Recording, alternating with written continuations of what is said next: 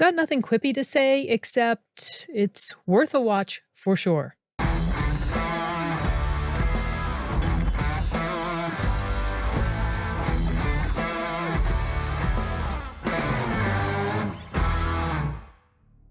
Okay. I recently screened Redux Redux, which is an upcoming film. I believe as of the recording of this, which is Wednesday the 18th, it is coming out this coming weekend. If I am incorrect, I will put that in the video while I'm editing it. But it's an independent film produced by a company called Mothership Motion Pictures. I hadn't heard of them before, but that's because it's new. No wonder. It's a company that is created by the McManus brothers, and this is their first feature film coming from that studio. I was pretty impressed with this one, you guys. It's not perfect. There are a few things that kind of were head scratcher to me. Maybe some of those issues would be resolved on a rewatch, because it's an interesting film. I'll give you the synopsis and then I'll just kind of jump into my overall thoughts and some issues that I had with it. But basically, the premise is, and I'm going to just read it word for word, Irene Kelly travels through parallel universes, repeatedly killing her daughter's murderer. As she becomes consumed by vengeance, her humanity hangs in the balance. That's the setup. At first, when I had read the synopsis of this, or I became aware of this, and I was immediately interested because for some reason I didn't notice parallel universes. I thought it was basically she kept going back in time to keep killing this guy over and over again. But when I'm watching it, I was a little confused. That's my fault for just not paying attention. I was confused. Like, why does it look like this is now a little bit in the future and she's going back again to the same place? And what's up? Like, this is an interesting time travel. I'm not quite sure I understand the rules of this time travel, but it's not really time travel. It's multiverse stuff, basically. And I thought it was a very unique take on the whole sort of time travel-ish sort of scenario. The opening of the film is comprised of violent acts. I mean, there's at one point, I think someone is on fire, and then there's another scene and you see a man and a woman struggling. There's a killing that happens right after that. And then you start to realize that this is a repeat thing that's going on because you see that this man is the same man. She just keeps killing the same man. You eventually find out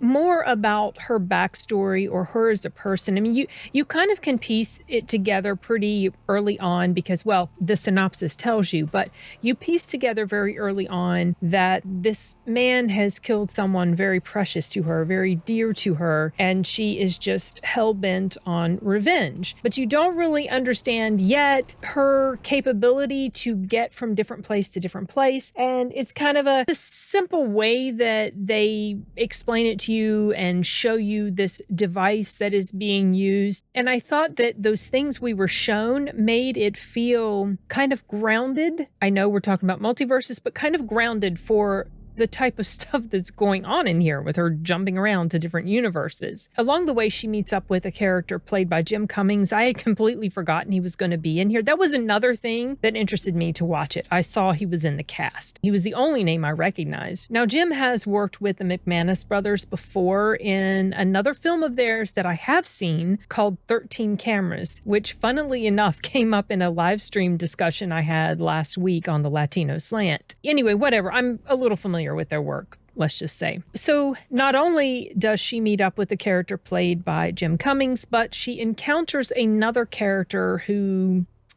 I don't want to give too much away, but she encounters another character that sort of helps give her a different purpose in life, let's say, and kind of snaps her back into her humanity because she's pretty cold-blooded, you guys. I mean, she has been doing this over and over and over. She's become very desensitized and she's become very cold to any killing she has to do along the way, including people that aren't even the guy that killed her daughter. So you get a good sense of the type of person that she has become. You see little slivers of her humanity in her, but she has gone through so much. She has lost so much. She is so damaged that it's kind of formed this hard exterior around whatever she does have inside her that is a remnant of the type of person she used to be before tragedy struck. As far as how the movie played out and the pacing, I thought it was paced pretty well. I also thought it was edited pretty well, and the acting was decent. I do have one exception, which I'll touch on when I get to the cons, but I did like how the story resolved itself. And a lot of times films can be very promising, but they don't always, stick the landing or have a resolution that feels gratifying or worthwhile. And I felt that this one did. Having said that, there were some things that were a little confusing to me, as I've already mentioned, and maybe that's just because certain moments were shown so quickly, or maybe certain things were left up to you to figure out on your own. I'll give you some examples. And these were things that I thought were cons, but upon further reflection, I'm thinking not so much. I think it's just a matter of paying attention and noticing something when it happens, or piecing things together based on what you already know about the journeys this woman has taken. Some examples are, there's a moment where she has to hop out of the dimension that she's in because something has happened. After that,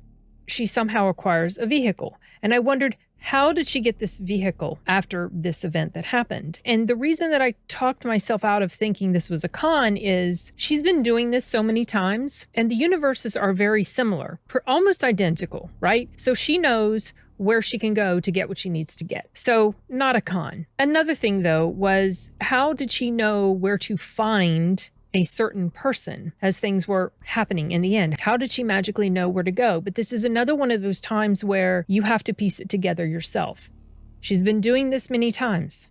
As I've already mentioned, she knows things. So I think in this case, the directors, they don't really hold your hand. They just leave it up to you to understand this is the way it is. I like that about this film, but I also think these are moments that might be a tad confusing to people if it's not laid out a little more clearly. I might be wrong. Having seen it, having thought about it, I really don't find that a huge con, but some people might. There's also another thing that happens where someone is in a situation or in a thing that they can't get out of, and then moments later, they're out of that situation or that thing. That was one scene that I had to actually rewind, go back and watch. Now, how in the heck did this happen? I think I know. There is like a millisecond shot of an indication of how this person was able to escape this situation or this thing. But that is also another moment that feels like you needed a moment more with this thing that it was showing you so that you fully registered this was how it happened. Not a huge con.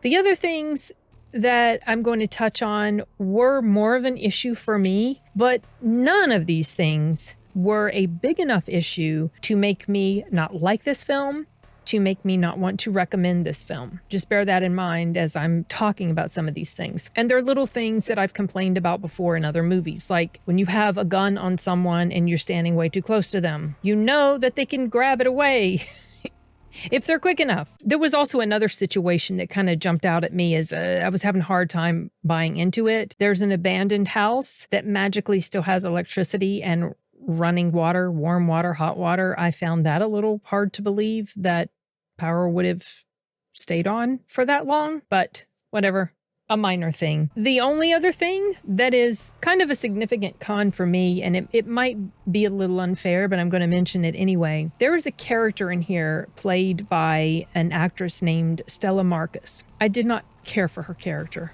at all. And I think you're supposed to feel a bit agitated by her because she is she's a stumbling block in a lot of ways for certain things that are happening. And I don't know if my issues with that character are just the way she's written, because she's kind of annoying. You can understand why she is the way she is. They do an okay job of presenting that to you, but there's something about her that just rubbed me completely wrong almost the entire time. So I started to wonder, is it the character or is it the actress? I was not convinced by the actress who played her. I felt that while she does show talent, in certain ways, I felt that she was quite aware that the camera was on her, that she was trying a bit too hard to portray a certain persona, which is what this character was, but it wasn't coming across as something that felt natural. It came across as something that was performative. And I just couldn't really buy into her character, and I could not buy into her character being 15 years old